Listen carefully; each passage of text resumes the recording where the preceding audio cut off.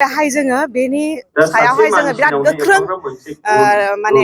गोख्रों जोङो माखासे पलिसिखौ लादों नैबे चाइल्ड मेरिज बा उन्दैयाव हाबा जानाया जोंहा जोबोद दुखुनांथाव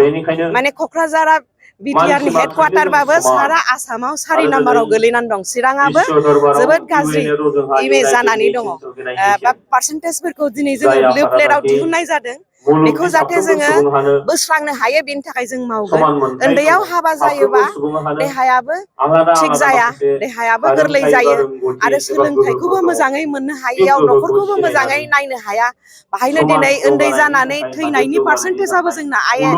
आइएफआर इनफेन्ट मर्टेलिटि रेटआबो जोंना बिराद गोजौ आइएमआर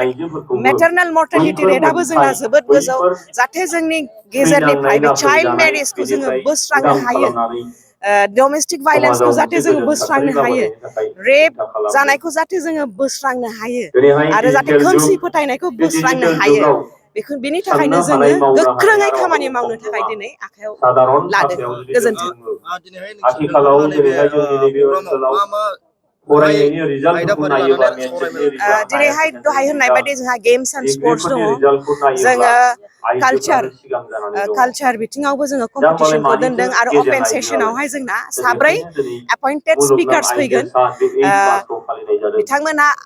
आलदा आलदा सेक्सननि दैदेनगिरि सासे एसिस्टेन्ट प्रफेसर फैगोन श्रीमती शिरति सरगयारी सासे सार्केल अफिसार फैगोन मिस पान्जामुति ब्रह्म आरो सासे समाज सिबियारि लक्ष्मी छेत्री फैगोन आरो सासे पुलिस अफिसार जुलि बसुमतारी फैगोन बिथांमोना जोंनि नैबे ओनसोलावहाय जाहाथे बयनोबो मोनसे सांग्रां होनो हायो आरो जों पुरा बिटिआर ओनसोलखौनो गथ' गथायनि हिउमेन ट्राफिकिंखौबो जों बिथिंनिफ्राय जानाय नुदों जाहाथे बेखौबो जोङो बोस्रांनो हायो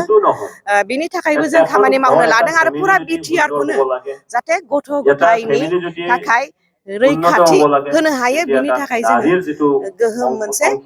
गोगोम थांखि माखासे लानाय जादों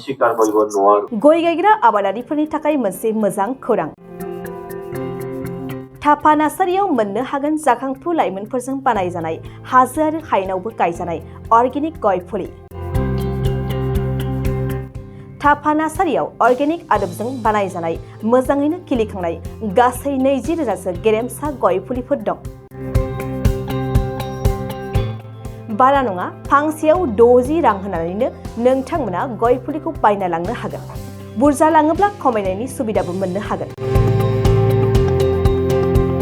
थापा नार्सारिनि गुबै थङा क'क्राझार सहरनि सानजा फारसे थानाय बावखुंग्रि हाजोजों नांजाबनाय हरिनागुरि गामि हाथाइनि साखाथियाव